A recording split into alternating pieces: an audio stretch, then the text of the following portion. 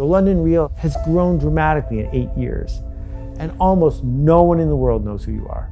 99.9% of the people on the planet have never heard of you, have never seen one of your videos, and that's okay. 10 people, 100 people, 1,000 people, it would be enough. Because otherwise you gotta start chasing a Kardashian. My definition of marketing doesn't match what some people's definition of marketing is. I define marketing as anything we do that changes the culture for the better. If you think back just 100 years ago, when women didn't even have the right to vote yet, when it wasn't exceptional at all to be overtly racist, that there were just expectations in our culture that we have moved past. I think that each of us, if you've got a keyboard, has a chance to speak up in a certain way. Whatever it is you think is important begins with the word. It begins with, what are you going to say next that would transform them once they engage with it? Part of what we get stuck on is we say, oh no, something big is about to happen here. And so we have a problem. And it's coming at the very same time that people are looking deep inside themselves and saying, is this all there is? Clearly there's more than this. And the happiest people aren't the people who are spending all day on Facebook. They're not the people who are spending all day trying to get more followers. They're not the people who have the most money. So the thinking of advertising needs to be, who's in the emotional state, demographically, psychographically, emotionally ready to move, that I could put an ad in front of. I don't blog every day because I have a new blog ready. I blog every day because it's tomorrow.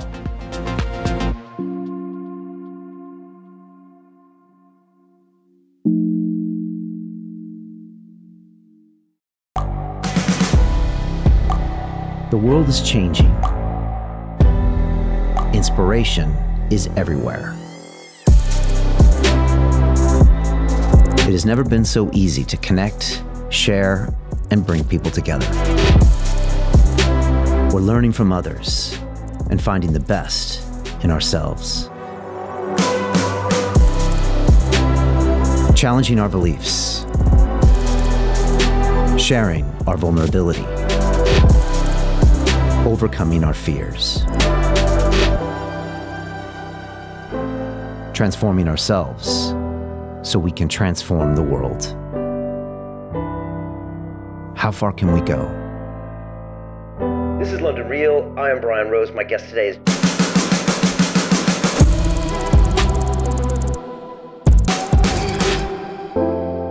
When it comes to marketing, it doesn't get much better than Seth Godin. In fact, he redefines what you think marketing is, and that's why I loved this incredible episode. Some of his works include Purple Cow, Linchpin, The Dip, where he goes through some really fascinating concepts about human beings.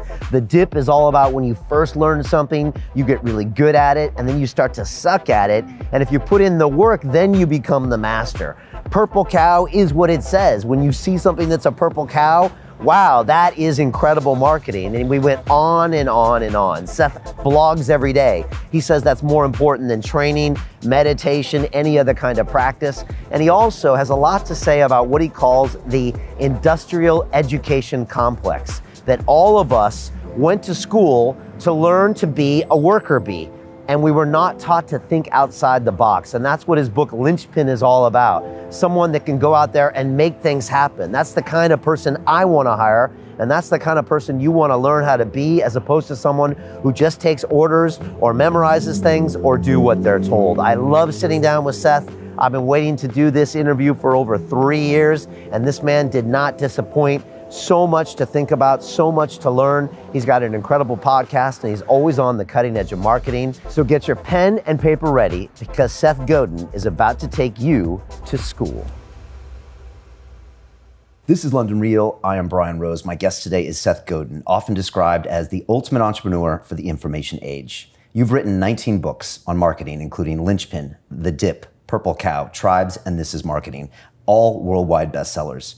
You've also created the most successful marketing blog in the world, and you've been inducted into the Marketing Hall of Fame.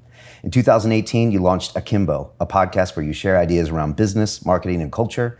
Your Akimbo workshops have changed the lives of more than 14,000 people in 70 countries, with your online Alt MBA accelerating personal and professional transformation by providing an extensive view of leadership, organizations, and change. Seth, welcome to London Real in New York City. Thank you for having me. Thanks for coming all this way. My pleasure. It's great to have you here. You know, as I look through all of your work, Seth, I always wonder if you might have inherited some type of marketing gene, you know, if it's somehow in your blood. And I'm wondering if you were always this way as a kid. You know, were you 8 years old giving lectures to your classmates about marketing? Because it seems to be part of who you are. Well, we need to clarify something right from the start. Okay. My definition of marketing doesn't match what some people's definition of marketing is. I do not define marketing as hype, advertising, promotion, scamming, selfish, narcissistic, short-term thinking, which is what a lot of people think of when they do marketing or when they are a marketer. I define marketing as anything we do that changes the culture for the better. If you're willing to take responsibility for the work you're doing and you're bringing something to the world, then you're a marketer. Because if you do it better, it's going to work better than if you don't. And so, yeah, I've written those bestsellers, but almost none of them belong in the, quote, marketing section, because they're about things like culture or technology or how we organize to move forward.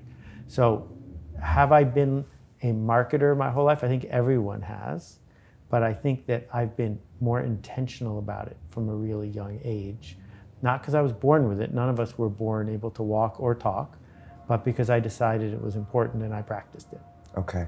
Were you always looking for ways to make yourself better or make the world better when you were a kid, or did that come later, you know, through university and after that, when you started starting your own businesses and started writing? Yeah, I was really lucky with where I grew up and how I grew up. I won the birthday lottery, and certainly with, you know, the privilege that comes from being born in 1960 and where I was born, but also my parents. My dad was the volunteer head of the United Way. My mom was the first woman on the board of the art museum in town.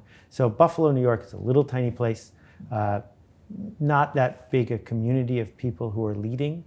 And so my parents certainly weren't wealthy, but we grew up acting like we were leaders in the community. And so there were always people traipsing through my house. And I grew up thinking it was normal to decide to contribute in some way, through example, through direct contribution, whatever it was. That was normalized in my house. And part of the work I'm trying to do in the culture is, now that we are not just in our house but online, the more we see that, the more we learn that what's expected of you is that you will be part of something and make that thing better, the more likely people will act that way.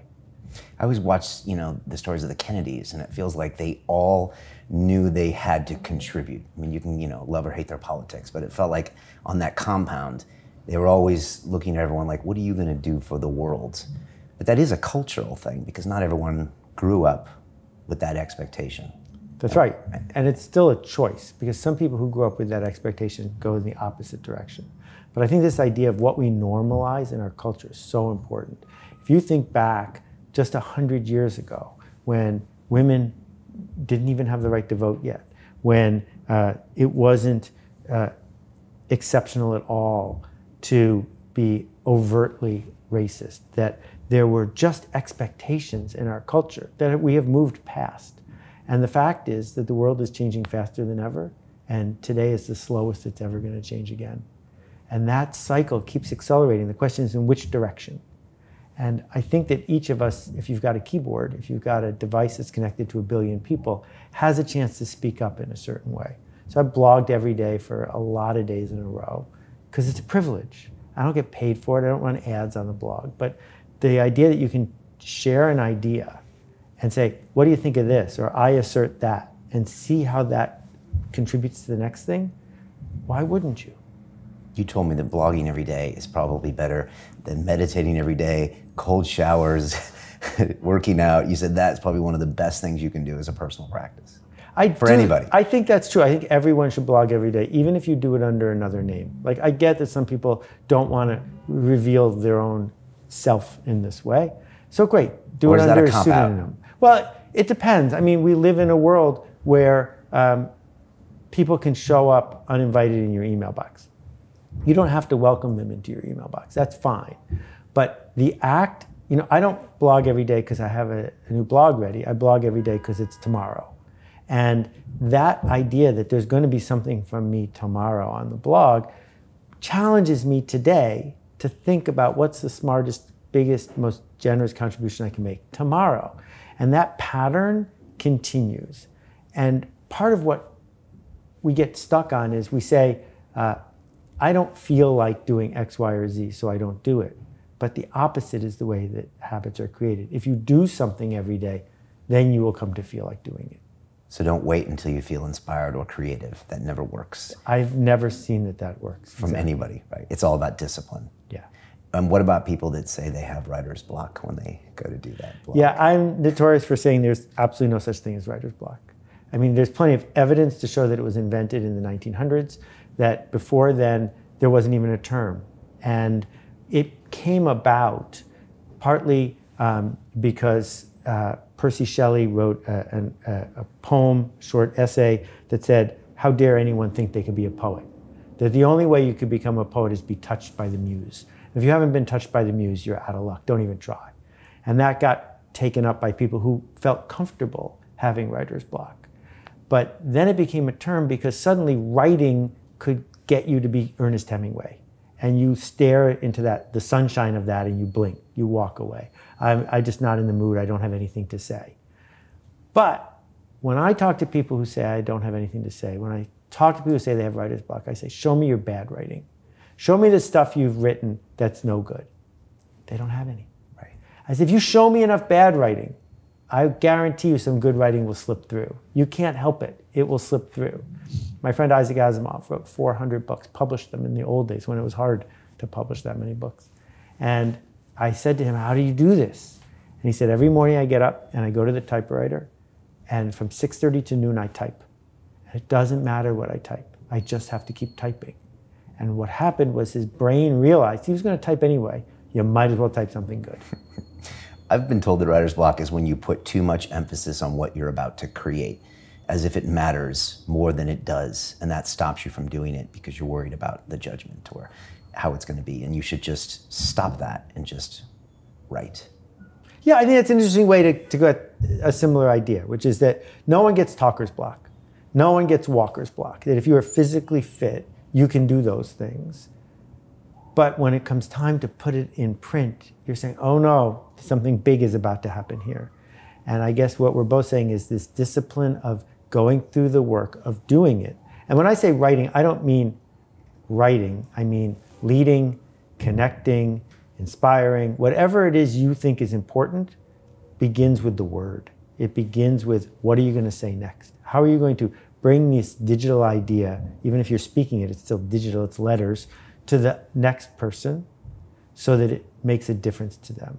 And what we've learned in the Alt MBA, so the way it works is it's a cohort of 120 people, and it lasts a month, 2 or 3 hours a day for a month around the world. And people come and they say, I'll never be able to keep up, and I'll never be able to do this. And I'm not in it, there's no video of me, it's cohorts and video and writing, video conferencing and writing. And at the end of a month, they're transformed.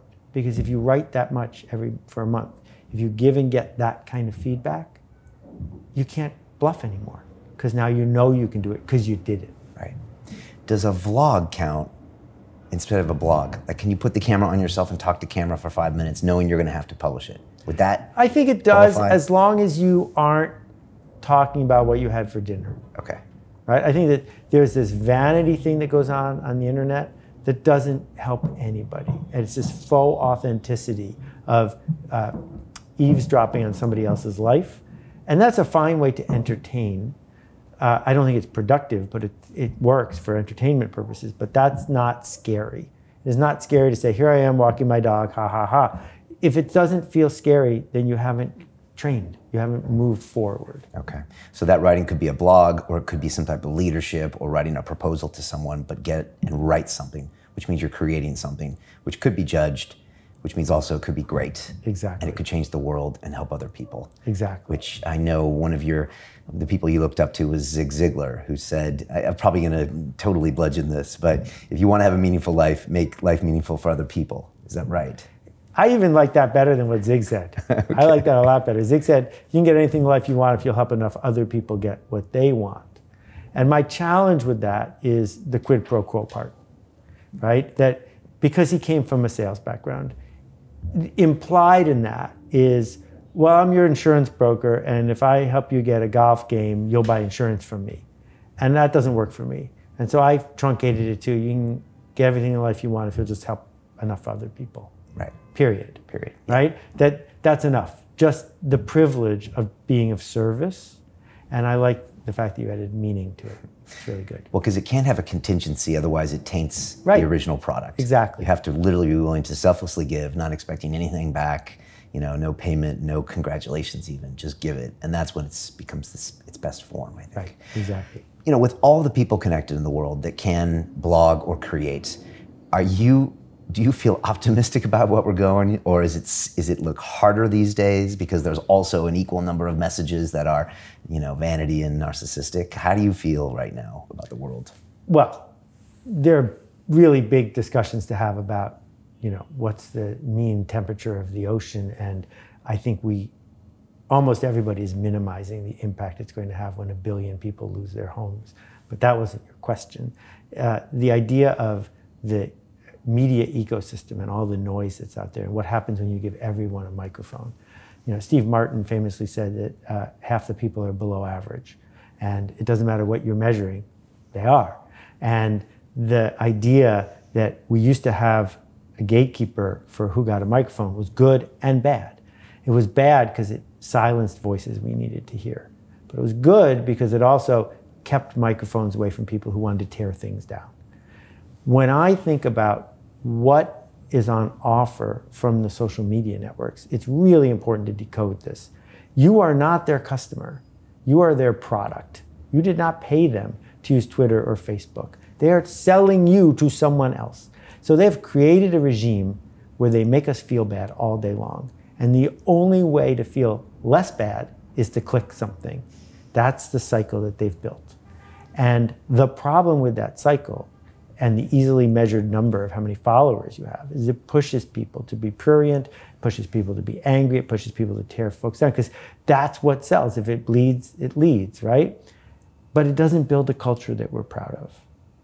And the alternative is to say, I don't care how many people are following me, and I'm never going to hit the boost button, because my job is not to make Facebook happy, nor is it to make Twitter happy.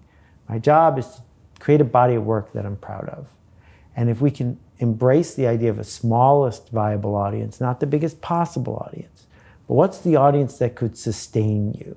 So London Real has grown dramatically in 8 years, and almost no one in the world knows who you are.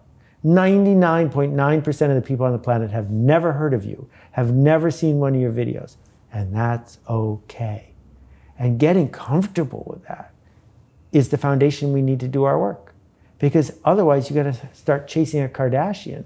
And the problem with that is we have a Kardashian already. We don't need another one of those. What we need is one of these. And the way to be one of these is to say, 10 people, 100 people, 1,000 people, it would be enough. And once you can get comfortable with enough in a world of infinity, it doesn't really matter how noisy it is. And you talk about this in your book, Tribe, about focusing on that small audience. And Kevin Kelly has the famous blog, 1,000 True Fans. We've had him on the show. And I try to teach my students this as well in the academy. And when I do it, we have a big Zoom call and their faces go blank. And I said, you got to find a micro niche, and I'm going to push you to go more micro, 2 more levels than you're going to want to. Exactly. And they never want to, because you know why they don't want to? Because I think they believe that the bigger the audience, the more successful they'll be. But there's probably something more subtle. I think there's something more subtle. What is it? I think we don't want to be on the hook. On the hook. Meaning, if there's only 3 people in the world you're making this for, and they don't like it, you're toast. Got it. Right? That this whole idea of Kanban, that making the supply chain really thin, making sure that the quality of each piece is just right for those 3 people, makes it a much bigger obligation on your part. Whereas if it's 1 million people, you're like, whatever, fine, you didn't like it, go ahead, I got others, plenty of them. And that shift, that's where it becomes magical. And if you name any artist who has stood the test of time in whatever field, that is what they did. What they did is worried about a few and shunned the non-believers. So it's the accountability that actually makes you show up. Exactly. The smaller the group, the more accountability, because you can see the faces. Right. As opposed to this massive Right. How crowd. dare you not know what I wanted? Right? Because there's only 3 of us. Right. So you have to force yourself to be in front of your ultimate clients, users, people. Exactly. And stare at them and look So at them. 6 years ago, I took the decision not to try to get any new readers for my blog, not to try to get any new readers for my books. I have enough. That's fine. Thank you, 1 million for my blog. That's all I need. 2 million would not make my work better. It would not make my work more important. It would not make my writing better. What it would do is require me to do things like listicles and have plenty of arguments and things like that would get me more readers. Not my job, not my goal. My goal is, how can I serve this group? It's enough. Would you have to dilute your brand by definition to have more followers? Like well, dilute is a tricky word, and so is brand. So Okay. let's decode them a little bit. Okay. Brand is not logo. Brand is the expectation that people have when you walk into the room or when they buy your product. If Nike had a hotel, I think we could guess what it would be like. If Hyatt had a brand of sneakers, we'd have no idea what they would be like. Hyatt doesn't have a brand. They just have a logo. Whereas Nike, they have a brand. Now, diluting it, Nike is known by everyone on the planet because they didn't have to dilute it to be what they are, which is this sort of golden aura of effort, right? Whereas I'm a lot more particular and peculiar than that. And so I would have to maybe condense it, refine it to be something a lot more symbolic than what I am. But I prefer to be the guy with enough obscure little bits around it that I'm doing the work I want to do, as opposed to looking in the rearview mirror and saying, what would get me the next zero of audience? You mentioned your alt MBA. What have you learned doing that? What were you wrong about? What were you right about? What surprised you? So I was surprised after we ran the first one as an experiment. The goal was, the typical online course has a 97% dropout rate.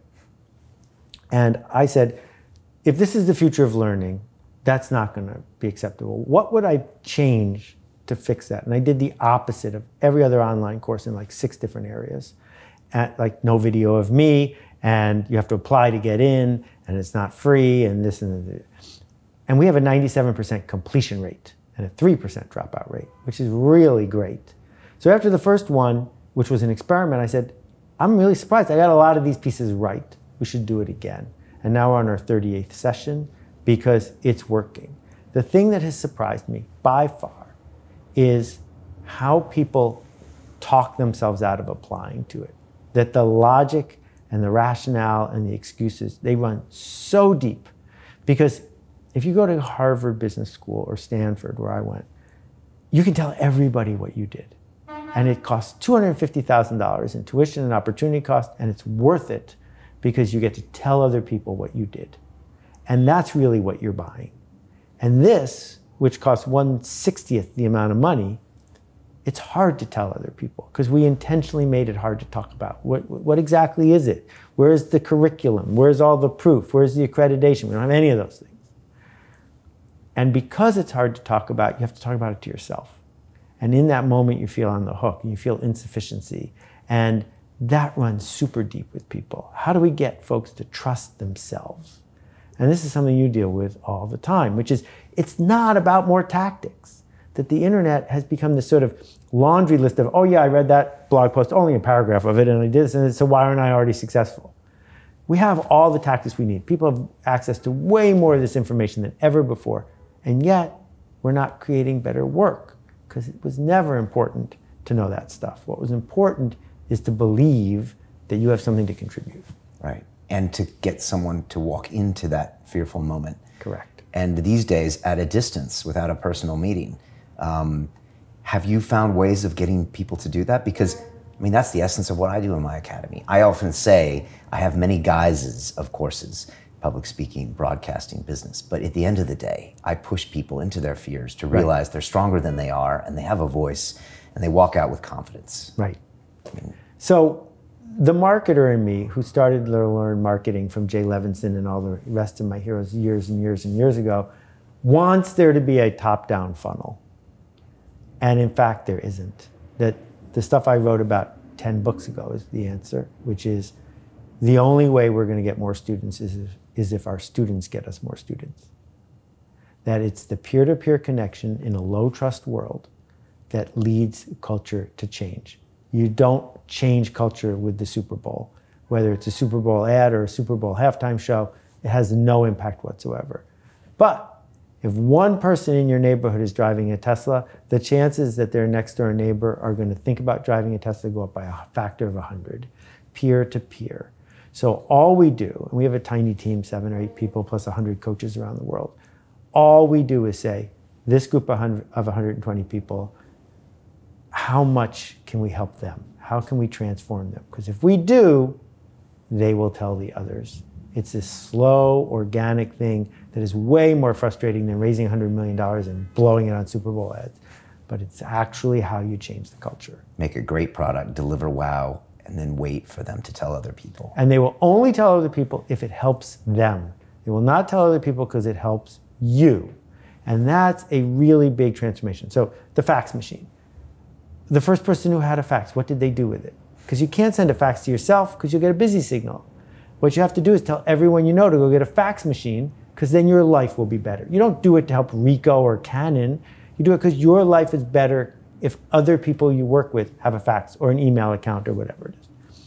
Well, the same thing is true with these kinds of transformations, which is if I want to be able to talk to you the way I learned to talk, I need you to go do it too, because otherwise you won't get where I'm going. So it's that selfish ratchet that's also generous because I want to help my friend. That's why people talk about it. And so sometimes people who make a product that they think of as perfect, right? Like, if someone makes a coffee mug that's better designed than any other coffee mug, that has 6 Sigma quality, they say, why doesn't anyone talk about it? Well, the reason they're not talking about it is it doesn't help them to talk about your damn coffee mug, right? And if there was a reason that I needed to talk about your coffee mug because it would help my status, authority, or life, I'd be more likely to do it.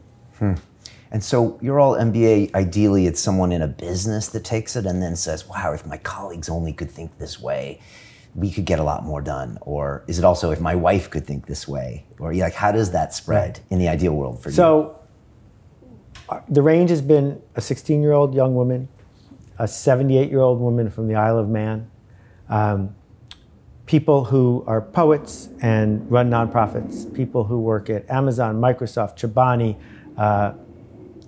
name your favorite computer company or big company, and everything in between. So we called it the Alt MBA because I had a good 6-letter domain hanging around and I used it. Not the perfect name because of the Alt part and the MBA part, but when you mish it all together, at least it's something that's ours.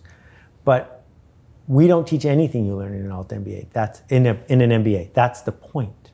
That the point is that the MBA teaches all of the wrong things. It teaches industrial compliance. It teaches adherence to things that you can read in a book. And what we're trying to do is say to people, you don't need any more tactics. We just want you to think differently. And we have found probably our biggest resonance, 45% of people who take it get reimbursed by their company. But the people who go through it write to us, they're better parents, they're better spouses, they're better executives, they got promoted, whatever it is that was on their agenda. And a lot of them changed their agenda. They thought, I wanted to move up in this hierarchy, but I realized that's a trap, and I'm going to do this thing instead. So it's really disruptive at changing your perception of what you even want. And so I'm not going to pigeonhole it by demographics. We're really focused on psychographics. What almost everyone who takes it has in common is they say to themselves, there has to be more to it than this, whatever it is. There has to be more to life, more to work, more to my job, more to my company than what I have right now.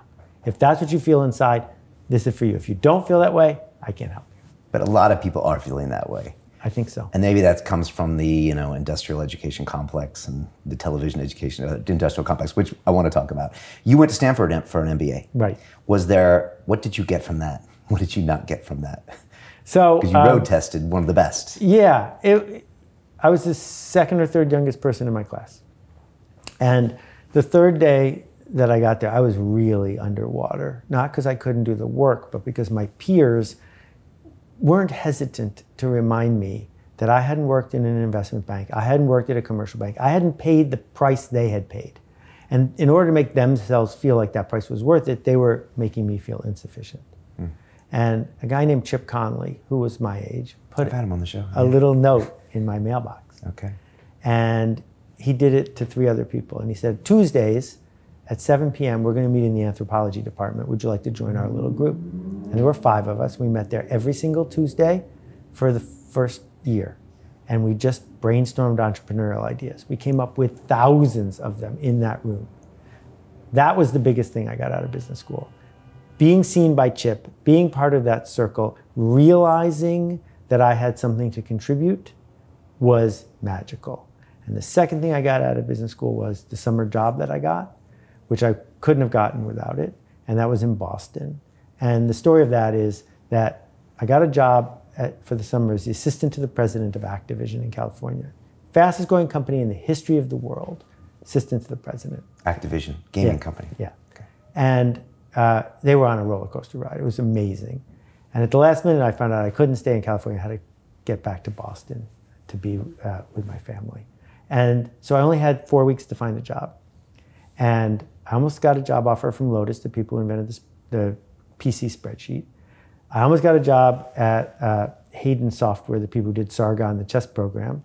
They, however, interviewed me at the International House of Pancakes and turned me down. So then there were 2 possibilities left. One was Parker Brothers, and I'm a gaming guy and have been forever. Parker Brothers offered me a job in their computer game division, which was thrilling. It was Parker Brothers.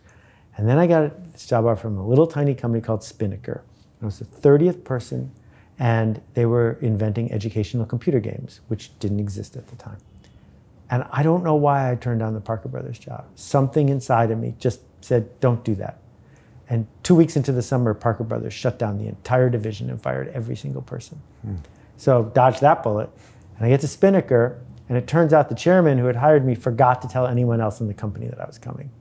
So the president comes out, shakes my hand, goes back into his office, shuts the door, and calls this chairman and says, who's that guy?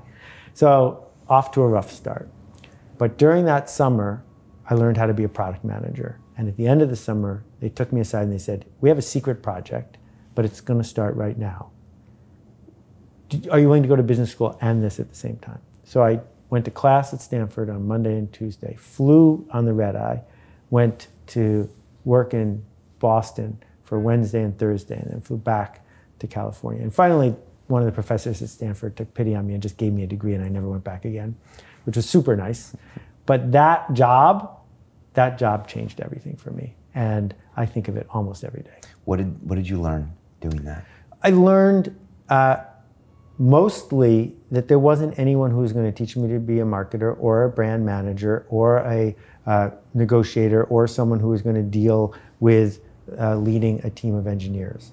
I ended up having 40 people working for me, even though none of them were direct reports. I worked with Isaac Asimov and Arthur C. Clarke and Michael Crichton, who like Michael, I just called and did a deal with him. I was 24 years old, but no one was stopping me, so I just did. And this was practice for the internet, because what it showed me was that, yes, I had the backing. It wasn't my money on the table, but that I was able to weave together things, products that people loved. We shipped Fahrenheit 451 based on Ray Bradbury's novel. It was a computer game. And 2 days after we shipped it, I get a call in my office, because there's no email, and it's Herbie Hancock. Like the Herbie Hancock. And he says, man, I just want to tell you, I just finished the game. It was I was like, wait, what just happened here? And then I was hooked. Hooked on creating products. Creating something for people that would transform them once they engaged with it. Okay. Yeah. Is it true that every one of your books comes from a lesson you learned in your life or one of these experiences you had in a corporation or on your own? I mean, I would say that most of what I write and teach, I do because I wish someone had taught it to me a long time ago. That what I do for a living is I notice things. Why is it like this? Like, why in New York City do you have to show a driver's license to get into an office building? How is showing a driver's license, bad guys don't have driver's licenses? If someone is going to infiltrate an office building and do an evil deed, how will a driver's license keep them from doing that, right? And I notice this, and some people notice this and they get frustrated. I try to decode it. And sometimes if I decode something and it feels more universal than just the noise in my head, I'll share it. Because once it's seen, then you can work with it. And I like when I learn something about how the world works from someone else, because it helps me get through a situation because I understand it better. And so with every book that I've written, what I'm saying is I'm noticing this thing in the world. And here's how I think it works, and here's how I think it might help you make things better. Maybe it's worth $20 for you to find out. Super Bowl, we just saw a lot of money spent on those ads. Is that all a waste in your mind? Well, it depends on what you're measuring, what you're after. Intentional action is who's it for and what's it for. So if you sell beer or chips, it has been shown that at halftime, you make enough money from sales at convenience stores to pay for the ad you ran during the first quarter. So in that way, for sure, that works.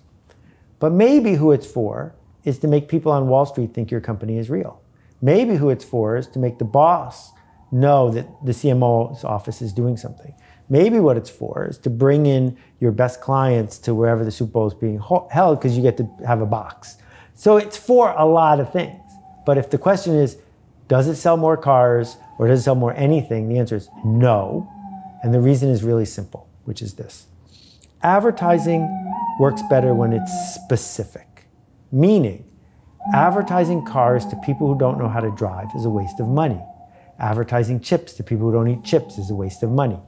That's one of the reasons why Facebook is so profitable, because you can reach exactly who you want, psychographically or demographically. Why would you pay a premium to reach everyone?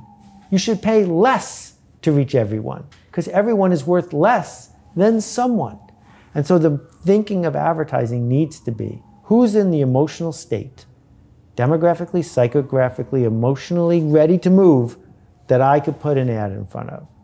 Now, what they know at Mercedes is that they have to run $1,000 worth of ads to sell one Mercedes, and it's worth it to them. They don't know which one of those $1,000 worth of ads is going to reach the right person on the right day, so they got to run all the other ones too.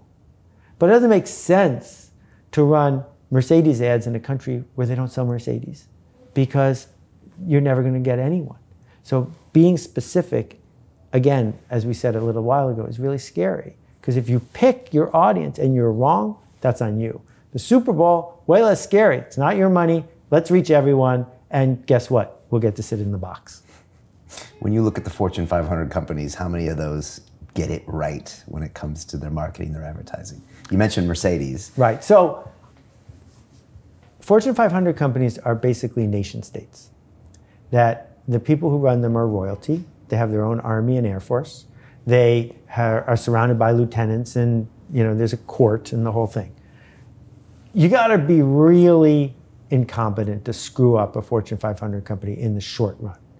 In the short run, the market wants a boring product that's proven in the center at a reasonable price because it's deniable. Oh, I bought what everyone else bought. So the history, almost none of the Fortune 500 is the same as it was in 1950. They get replaced. Why?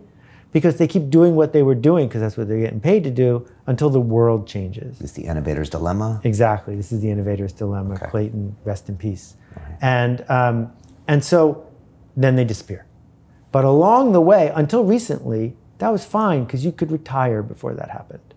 So I worked with Kodak years ago, and a friend of mine did a lot of consulting for them. And the Kodak, most people know, invented the digital camera as well and owned all the patents. And as film was dying, Kodak was just churning into film as hard as they can. And my friend said to the CEO, you're going to have to scale back the film thing. And he said to her, come over here, look out the window. He says, how many buildings do you see out there? And she started counting. He said, I'll tell you, it's 38. He said, now another question. How many processes are involved in making film? The answer is 38. There was one building for each one of the processes necessary for Kodak to make film. They were optimized to do one thing. And as a result, you couldn't slowly scale back film because you couldn't close any of the 38 buildings. You needed all of them. They were a dinosaur, but dinosaurs were really good at eating plants in large volume until the asteroid hit. And the same thing is true for most Fortune 500 companies. So most of, the average CMO at a Fortune 500 company lasts 18 months. And the reason they last 18 months is because it takes 5 months for them to make promises, a year for them to have a grace period, and then a month for the CEO to realize the promises aren't going to get kept, and they get replaced again. Because unlike every other department at the company, the CMO promises to change everything. The CMO promises miracles. Accounting never promises miracles. Production doesn't, right? Yeah. But marketing does. And so they're hiring the wrong people for the wrong reason. If you want a miracle, you're not going to change it by changing your ads. You're going to get the miracle by closing 19 of the 38 buildings. You're going to get the miracle by changing who you hire and how you hire them. Those are marketing acts. You just don't call them marketing. And that will never happen in a Fortune 500 company because you can't turn that ship. Innovators Dilemma. It's or can it interesting. happen every now and then? Every now and then it has happened, and it can happen. We certainly saw Satya do it at Microsoft. It's happened at Microsoft a couple of times. Apple did it right up to the edge of bankruptcy once, right? That Nintendo wasn't a Fortune 500 company, but they made playing cards, and then they didn't. So it can be done, but the thing is, humans shouldn't care that much about the name on the door. We need to care about the people. And so if the place you're at isn't working anymore, just leave and go to a place that is working, because there's nothing keeping you there. The momentum, the sunk costs should be ignored. And you should say, I'm only going to get tomorrow one time. If I have tomorrow to do over again, how will I do it? You mentioned intentional action. Right. It's something you talk to people a lot, that it's the actions that matter, not the thoughts and not the dreams. Can you explain that to people? Well, we're scared of intent, because if you announce your intent, even to yourself, it makes it way more likely you're going to fail, right? So we go into the store and someone says, can I help you? You say, I'm just looking. I'm just looking is a statement of no intent. And that's the way many people have been trained to go through life, because the system wants you to have no intent. It wants you to do your job, get paid, buy stuff, put it in a storage unit, watch TV, repeat. No intent. And as soon as we start having intent, we hesitate, because who are we to do it, right? We feel like an imposter when we have intent. But if you can announce your intent, then you can get to who exactly are you seeking to change? What change exactly are you seeking to make? So you know who has intent? Surgeons. If you go to a surgeon, she doesn't just accidentally cut you open. She says, you have a blocked vein or whatever. I'm going to go in there and fix it. Intent. It either works or it doesn't work. And that action, whether we work for a company or on our own, can fuel us doing ever better work, because we can say, I set out to do this, and it either worked and I'm sorry it did, or it worked and I'm glad it did, or I could have done it better and here's how. And how do you set intentions? Is it goals? Is it values? Is it a mission? For me personally? Yeah, and for anyone out there who wants to do it. Well, I think that all of us have no place to begin but with ourselves. What turns us on? What gives us a smile? What would make our late parents happy? What would happen to our status with our neighbors and our role in the community if X, Y, or Z happened? So we always begin there. Even the most selfless person on earth. You know, you're diving into a shark-infested waters to save someone's life. Well, yes, saving their life is important, but part of the reason it's important is you want to be the kind of person that would have done that act and saved that person's life. Being that kind of person is better than walking away and watching them drown. So that's where we begin, which is getting clear in our head about what are the shifts we seek to make to become the person we want to be. And then there's a series of choices we have to make, but I think they're easier if we have habits. Habits get us results. Goals are results. But you can't, having the goal of I'm going to make a #1 bestseller, that didn't tell me anything. Right. Whereas having the goal of I'm going to write every single day and I'm going to learn this and this, and maybe the byproduct is that there's a bestseller at the end, those are different things. So I'm way more focused on habits than I am on specific goals that are out of your control. Besides your daily writing, what are some of the other habits you've adopted over the years? I ask why a lot. I have rules for myself that I make once and then I don't negotiate them again. So I haven't had a piece of meat or chicken since 1980 something, because I just don't want to keep revisiting the question, right? I made a good decision. The decision has served me well. I'm done with that decision. I'm going to go on to the next one. The habit of ignoring sunk costs, which is really hard, which is to say, it doesn't matter how much it took me to get to X. If I don't want X anymore, I shouldn't keep with that. The idea of not having a meeting. I don't have meetings. I will have one-on-one conversations all the time. But it's very hard to persuade me to sit in a room with 3 or 4 or 6 people as we go around the room and do X, Y, or Z. Send me a memo, put it in Slack. I don't need to do that. And as a result of no TV and no memos, I have 6 or 7 hours every day that most people don't have. To continue watching the rest of the episode for free, visit our website londonreal.tv or click the link in the description below.